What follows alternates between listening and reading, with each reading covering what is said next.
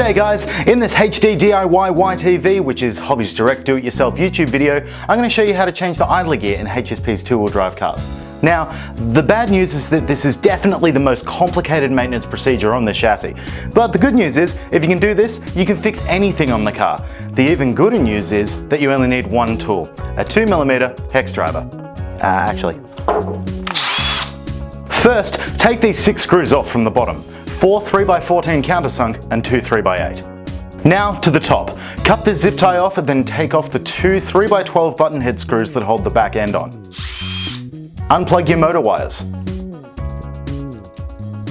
Undo the 4 3x12 countersunk screws to get the rear shock tower off. The dog bones will fall out, and then you're left with the gearbox.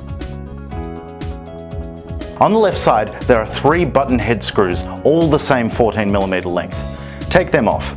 Coming in from this way, we don't have to take apart the slipper clutch assembly.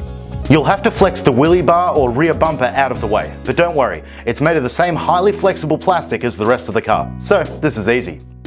Take out the dead gear. It's mounted on 2 bearings. Remember to thoroughly clean out the gearbox, ideally with an air compressor, before you put the new gear in. When the old gear stripped, there's a really good chance it left behind chunks of plastic that can bind up the new gears, and you'll be right back at square one. It's now time to install the new idler gear, but why just replace when you can upgrade? A new steel gear is going in. Link for this upgrade gear in the description. Add a little bit of any lithium-based grease to make sure everything moves smoothly. Now, it's time to put everything back together. Start by reassembling the gearbox housing with those 3 screws. Then, reattach the rear shock tower. With that in place, put the dog bones back in. If you find this too fiddly, leave them out for now and we can put them in later.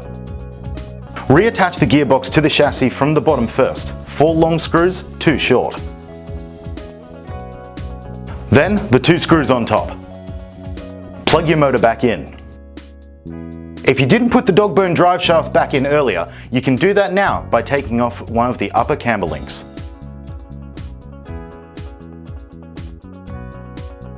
Give everything a final visual check to make sure you haven't left anything out, and you're done! Thanks for watching, and be sure to squanch that like and subscribe button for more content.